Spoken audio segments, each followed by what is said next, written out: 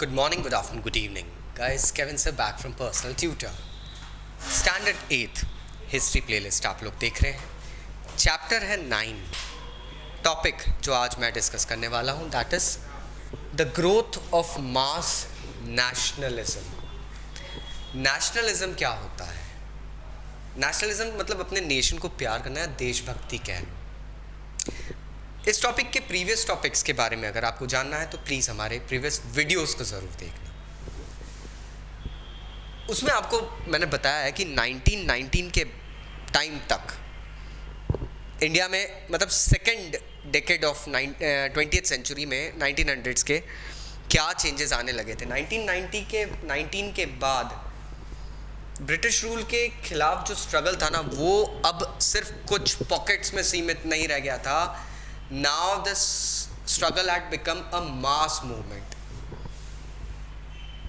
Students, peasants, tribals, women openly participate कर रही थी और कभी कभी फैक्ट्री वर्कर्स भी openly पार्टिसिपेट करने लग गए थे in agitation against the Britishers.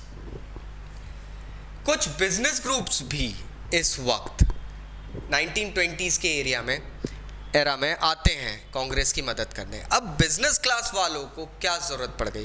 Business class वाले तो वो लोग थे ना जो लोग कहीं ना कहीं ब्रिटिशर्स को माल सप्लाई कर रहे थे, सामान सप्लाई कर रहे थे. फिर वो लोग क्यों आए इस मूवमेंट में? देखिए, फर्स्ट वर्ल्ड वॉर ने इंडिया की इकोनॉमिक कंडीशन को बहुत बुरे तरीके से झंझोड़ दिया था. एक डिफेंस एक्सपेंडिचर जो था गवर्नमेंट ऑफ इंडिया का, उस वक्त ब्रिटिश गवर्नमेंट ऑफ इंडिया थी, उसका डिफेंस एक्सपेंडिचर काफ़ी बढ़ गया था. और गवर्नमेंट ने क्या करा, इसका वजन डाला इंडिया के लोगों पे by increasing tax. Income tax उस वक्त इंट्रोड्यूस किया गया था, 1919 का टाइम है. Yes exactly. उस वक्त इनकम टैक्स नामक चीज़ इंट्रोड्यूस की गई थी. 1914 से शुरू हो गया था. इससे पहले इंडिया में इनकम टैक्स होता ही नहीं था. ब्रिटिशर्स ने ये इनकम टैक्स इंट्रोड्यूस कर दिया कि भैया आप कमाई कर रहे हो, टैक्स दो. अब इससे होने लगा कि ये जो बिजनेस प्रॉफिट्स वगैरह थे, अच्छा बिजनेस में भी प्रॉफिट हो रहा है, टैक्स दो. तो ये सारी चीज़ें एक तरीके से वो इनकम टैक्स ही है. तो ये सारी चीज़ें जो थी वो हर क्लास को एजिटेट कर रही थी. मिलिट्री एक्सपेंस बढ़ गया था, वॉर सप्लाईज में चीज़ें जा रही थी, तो प्राइजेस राइज हो गए थे, हर चीज़ महंगी हो गई थी. कॉमन मैन, भारत में रहने वाला एक आम आदमी जो था, वो इस खर्चे को बेयर नहीं कर पा रहा था. एक टाइम पे हम देखेंगे कि बिजनेसमैन ने बहुत ज़्यादा प्रॉफिट्स कमाए थे अपने सामान को सप्लाई करके इंग्लैंड ड्यूरिंग द वॉर. लेकिन अब उनको समझ में आ गया था that we can demand an autonomy, we can demand some power. और यही चीज़, ये आपने चैप्टर 7 में पढ़ा है, यही चीज़ उन्होंने बाद में ओपनली रखना शुरू करी कि हम लोगों को अब पावर चाहिए, हमको बिजनेस अपॉर्चुनिटीज़ डेवलपमेंट के लिए अब एक ऑटोनॉमी चाहिए. हम लोग बिना उस ऑटोनॉमी के हम वर्क नहीं करेंगे.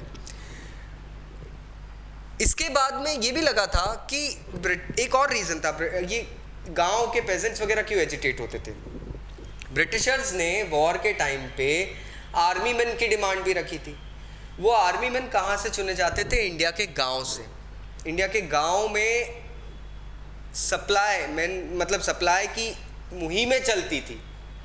कहाँ जा रहे हैं लोग लड़ने ये पता नहीं है, क्योंकि Britishers were almost, England was having a war on many fronts. Pacific में, अटलांटिक में, अफ्रीका में, नॉर्थ ईस्ट में, मिडल ईस्ट में, हर जगह वॉर हो रहा है. कहीं जापान से लड़ रहे हैं, कभी कहीं अफ़गानिस्तान में वॉर हो रहा है, ऑटोमन एम्पायर से वॉर चल रहा है, अफ्रीका से चल रहा है, उधर जर्मनी से चल रहा है, हर जगह वॉर चल रहा था. अब बहुत सारे सोल्जर्स को इन वॉर्स में बाहर भेजा गया. जब वो वापस आए तो अपने साथ में एक दास्तान लेकर आए कि कैसे पूरी दुनिया में ये कॉलोनियल रूल, क्योंकि ये लोग कभी बाहर गए नहीं थे, अब इनको विंडो खुली तो पता चला कि कैसे इंडिया में कॉलोनियल रूल जो था ये सिमिलैरिटी दिखा रहा था पूरी दुनिया में कॉलोनियल रूल्स की, और कैसे लोगों को एक्सप्लॉइट किया जा रहा है, वैसे सेम इंडिया में भी एक्सप्लॉइटेशन चल रहा है. So this is something wrong that is going on. तो ये गड़बड़ झाला जो था इसको हटाने की ज़रूरत थी, और इंडिया में भी अब एक डिज़ायर आने लगा कि हम लोग ये कॉलोनियल रूल को अब यहाँ से हटा देंगे। 1917 में रशिया में एक रेवोल्यूशन होता है। रशियन रेवोल्यूशन 1917 में वहाँ के पेजेंट्स की और वर्कर्स की ताकत दिखा देता है। इससे काफ़ी हद तक बहुत सारे इंडियन रिफॉर्मर्स, रेडिकल्स, नेशनलिस्ट लोग इफेक्ट होते हैं, और वो लोग भी अब समझते हैं कि सोशलिज्म में कितनी ताकत है, हमको ये कॉलोनियलिज्म हटाना है। और अगर पेजेंट्स और वर्कर्स इकट्ठे हो गए तो ये तो सोने पे सुहागा हो जाएगा। ये वही वक्त था जब महात्मा गांधी नाम का एक पर्सन इंडियन फ्रीडम मूवमेंट में उभर के आता है। 1915 में साउथ अफ्रीका से 46 year old Mahatma Gandhi India आते हैं। उन्होंने Indians who were living in south Africa की काफ़ी मदद करी थी। ज्ञात रहे उस वक्त साउथ अफ्रीका में भी ब्रिटिशर्स का रूल चल रहा था, and Indian, south African Indians कह सकते हैं, जो वहाँ रह रहे थे, बिजनेस कर रहे थे, उन लोगों के लिए गांधी जी ने एक नॉवेल आइडिया, एक नया आइडिया रेजिस्टेंस का, जिसे नॉन वायलेंस कहा जाता था, अहिंसा, उसको लेके जो एक्सपेरिमेंट करा था, it was globally acclaimed, everybody respected it. मतलब आप बिना किसी फाइट के, बिना किसी वॉर के, बिना किसी लड़ाई के अपनी बात मनवा सकते हैं, तरीके होते हैं। उन्होंने ये जो कैंपेन्स जो उनके चल रहे थे ना, उस कारण से वो बहुत सारे अलग अलग इंडियन से मिले थे वहाँ पे। कुछ हिंदूस थे, कुछ मुस्लिम्स थे, कुछ पारसीस थे, कुछ क्रिश्चियंस थे, कुछ गुजरातीस थे, कुछ तमिलियंस थे, कुछ नॉर्थ इंडिया के थे, कुछ अपर क्लास के मर्चेंट्स, लॉयर्स और वर्कर्स, ऐसे लोग थे। तो वो हर तबके के लोगों से मिल चुके थे और उनकी इन्फ्लुएंस थी। In this picture, can you just go ahead and try to find Mahatma Gandhi? He's right here in the middle. This is a picture that was taken in 1895, and these were the people who were founders of Natal Congress in Durban, south Africa में एक जगह है। यहाँ पर इन लोगों ने natal Congress form करी। कांग्रेस, जैसा मैंने बताया, एक सम्मेलन होता है। महात्मा गांधी जब इंडिया आते हैं तो वो इंडिया में पूरे नेशन में ट्रैवल करते हैं, क्योंकि कहा जाता है उनके गुरु ने उनको कहा था कि अगर तुम्हें इंडिया को जानना है तो इंडिया के कोने कोने में जाके इंडिया को देखो, तुम्हें समझ में आएगा कि इंडिया क्या है। मैंने अपने प्रीवियस वीडियो में बताया है इंडिया क्या है। इंडिया के लोग हैं, वो लोग इंडिया बनाते हैं। और महात्मा गांधी ने जब ये विज़िट करी, उनको लगा कि हाँ, इंडिया में मेरे लोगों को मेरी शायद ज़्यादा ही ज़रूरत है, क्योंकि जो प्लाइट, जो डिसरिस्पेक्ट में इंडियंस जी रहे थे, दैट वाज रियली पैथेटिक। होता ये है, महात्मा गांधी ने अपने मूवमेंट्स इंडियंस की मदद के लिए शुरू करे। पहला उनका जो इन्वॉल्वमेंट था किसी रेवोल्यूशन या मूवमेंट में, वो था चंपारण में। चंपारण एक डिस्ट्रिक्ट था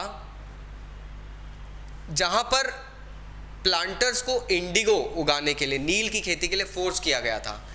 पहली फाइट महात्मा गांधी ने वहां पे करी, फिर खेड़ा, गुजरात और अहमदाबाद, यहां पे वर्कर्स के लिए फाइट करी थी। और ऐसे टाइम पे ही came in contact with quite famous names. Doctor Rajendra Prasad advocate थे, एंड इंसिडेंटली हमारे इंडिया के प्रेसिडेंट भी बनते हैं। वल्लभ भाई पटेल, सरदार पटेल जिनका नाम था, जो गुजरात से उनके साथ आए हैं। अब अहमदाबाद में उन्होंने पहली स्ट्राइक 1918 में मिल वर्कर्स की करवाई थी। दैट वाज द अहमदाबाद सत्याग्रह।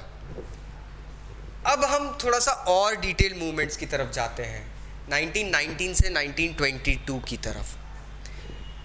1919 में गांधी जी ने एक सत्याग्रह आंदोलन का आगाज करवाया, शुरुआत करवाई against the Rowlatt Act.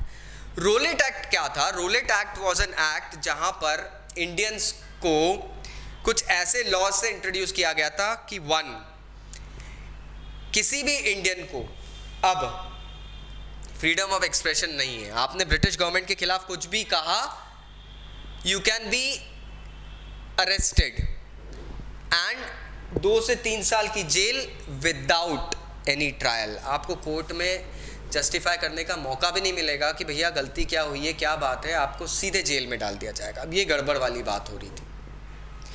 Rowlatt act के अंदर और भी बहुत सारी चीज़ें थी कि कभी भी कोई ब्रिटिशर अगर सड़क से निकलेगा तो इंडियंस को उनके सामने ज़मीन पे नाक रगड़ के उनको सल्यूट करना होगा।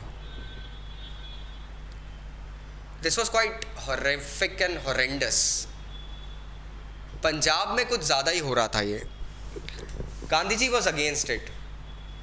ये ब्रिटिशर्स ने क्यों करा था कि मिलिट्री पावर और पुलिस पावर को स्ट्रांग बनाना है, क्योंकि उनको समझ में आ गया था that people are getting agitated in India, तो इनको कंट्रोल में लाना है। महात्मा गांधी, मोहम्मद अली जिन्ना और लोग, यस मोहम्मद अली जिन्ना जो कि पाकिस्तान के इत्तेफाकन फादर ऑफ नेशन कहलाए जाते हैं एक वक्त पे, क्योंकि उस वक्त बंटवारा नहीं हुआ था, ब्रिटिशर्स ने ये पासा अभी तक फेंका नहीं था। मोहम्मद अली जिन्ना, महात्मा गांधी और भी लीडर्स, इनको लगा था कि ये गवर्नमेंट इस तरीके से हमारे इंडियंस को क्यों रेस्ट्रिक्ट कर सकती है। आप अपने बेसिक फंडामेंटल राइट्स तो दो हमको, आप वो भी हमसे छीन रहे हो। और उन्होंने कहा था कि ये एक डेविलिश एक्ट है। गांधी जी ने लोगों को कहा था कि 6 अप्रैल 1919 को एक नॉन वायलेंट हड़ताल रखी जाए, जिस दिन हम लोग प्रेयर करेंगे, उपवास रखेंगे और इसको सत्याग्रह सभा के थ्रू इंडिया के अलग अलग एरियाज में बताया जाएगा कि किस तरीके से फैल रहा था। रोलेट सत्याग्रह जो था वो एक तरीके से पहला ऑल इंडिया मूवमेंट था against the Britishers. Mahatma Gandhi suddenly got successful, लेकिन ये हाँ ठीक है, सिटीज तक ही सीमित था। अप्रैल 1919 में बहुत सारे डेमोन्स्ट्रेशंस होते हैं अगेंस्ट द ब्रिटिश गवर्नमेंट, बहुत सारी सभाएं होती है, सत्याग्रह सभा, और ब्रिटिश गवर्नमेंट ने उन सभाओं को और उन रिटेलिएशंस को कर्ब करने के लिए कोई कमी नहीं छोड़ी थी। सबसे बड़ा एग्जाम्पल है बैसाखी के दिन 13 अप्रैल 1919 को निहत्थे लोगों की एक सभा हो रही थी अमृतसर में जलियांवाला बाग में। जनरल डायर ने ओपनली हजारों लोगों पे पूरी कॉन्टिजेंट के द्वारा, मतलब group of battalion sort of, openly shoot करवाया था। जब पूछा गया था तो उन्होंने कहा था I wanted to build up a scare among Indians for the Britishers, कि अगर हमारी बात नहीं मानी तो ये हो सकता है। इस फिगर में अगर आप देखेंगे, फिगर 7 में, तो ये आपको वॉल दिखेगी जिसमें लोग पॉइंट कर रहे हैं टुवर्ड्स द गन शॉट्स। मतलब people were trying to run, but there was only one door that was locked and covered by the British police और आर्मी। बहुत सारे इंटेलेक्चुअल्स, इंडियन लीडर्स, इन लोगों ने इस चीज का ओपन कंडेमनेशन किया। People like Rabindranath Tagore and all, they went ahead and gave up their knighthood. Knighthood एक ऐसी पदवी होती है जो इंग्लिश गवर्नमेंट, ब्रिटिश सरकार कुछ स्पेसिफिक लोगों को देती थी who had achieved an exceptional superiority। मतलब जो लोग अपनी फील्ड में एक्सपर्ट्स होते हैं ना, उन लोगों को नाइटहुड दिया जाता था। अब आप समझ जाओ, एक्सपर्ट, जब गवर्नमेंट किसी को एक्सपर्ट बोल रही है तो वो पर्सन किस लेवल पे होगा।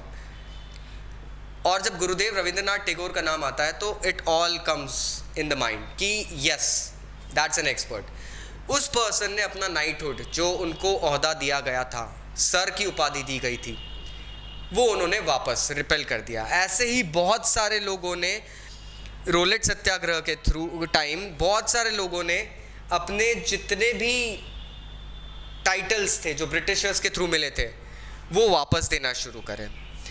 ये वो वक्त था प्रोबेबली जब पहली बार हिंदूज और मुस्लिम्स एक साथ होके ब्रिटिशर्स के खिलाफ खुल के बोलने लगे थे। जो इंडिविजुअल डिफरेंसेस होते हैं वो अब नहीं हो रहे थे। Hindu, Muslim, Sikh, Christian, Parsis, now everybody openly came together against the British empire and British rule. The colonial rule had to end now. जो एट्रोसिटीज अब होने लगी थी वो अनबेरेबल हो गई थी and things were really going wrong. और ये बहुत अच्छे से अब लोगों को पता चल गया था कि हम एक दूसरे के साथ के बिना नहीं लड़ पाएंगे। We will have to go ahead and come together. It is only then we will be able to have a fight and a movement. So I hope you got the crux. Still अगर कोई doubt है तो नीचे comment box से comment ज़रूर करना। Thank you very much. Take care. Bye bye.